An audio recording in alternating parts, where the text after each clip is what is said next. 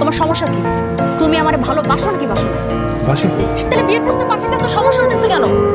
বললাম না একটু সময় দিতে, আমাকে সময় দাও। সময় সময় চাইতে চাইতে তো বছর পার করে ফেলছো। আর কত সময় লাগবে তোমার? হ্যাঁ, দুদিন পর আমার বিয়ে হয়ে যাবে, বাচ্চা কাচ্চা হয়ে যাবে, তারপর শ্বশুর বাড়িতে আমার বিয়ের প্রস্তাব পাঠাবা। স্থির, আমার শুনে ফেলো। আমার যা শোনা শুনে ফেলছো, আমার পিছনেই দাঁড়ায় আছে। হ্যাঁ, আম্মা, আমি দেখতে কেমন বলেন তো? ছেলের বন্ধু হিসেবে আমার আপনাকে ভালো লাগে। আম্মা, আমি হেঁটে দেখাই।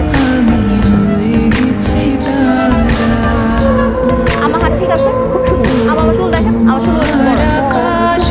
এবার আম্মা আসি রান্না বান্নার ব্যাপারে কিন্তু আম্মা আমি এক নাম্বার। আমি বাড়িতে যখনই ভালো মন্দ কিছু রান্না বান্না করছি, আপনাদের বাড়িতে কিন্তু তরকারি আছে। তখন খাইছেন কিন্তু বুঝেন নাই, এখন তো বুঝছেন কেন আপনার বাড়িতে রান্না বান্না আছে।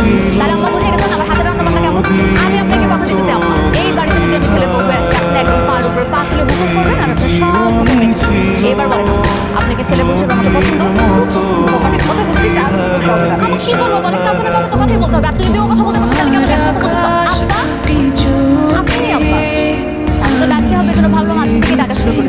আব্বা, আপনাকে একটা কথা বলি, আপনার ছেলের সাথে আমার 3 বছরের প্রেম, কিন্তু সে বাড়িতে সাহস করে তার বিয়ের কথা বলতে পারছে না। সেটা কি ভয়?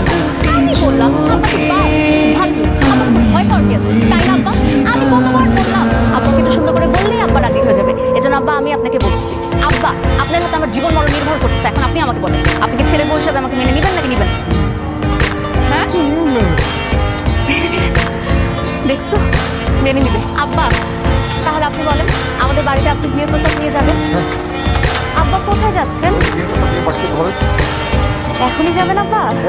আব্বা একটু দাঁড়ান, সালাম করে আগে ছিল শুধু পরিচয়। আব্বা হাত দিবেন না?